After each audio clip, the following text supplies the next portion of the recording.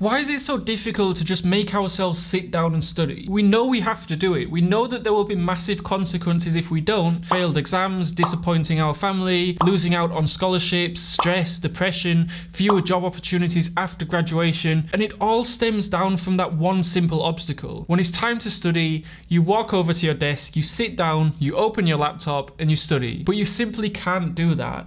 And why is it? And it's probably not what you think. You see, there are many different levels of motivation, like intrinsic motivation where you naturally want to study because it's satisfying to you. And then there's external motivation where you're motivated because you know you'll be rewarded with good grades or better job prospects the harder you study. But there's a level of motivation that goes deeper than that, a level of motivation that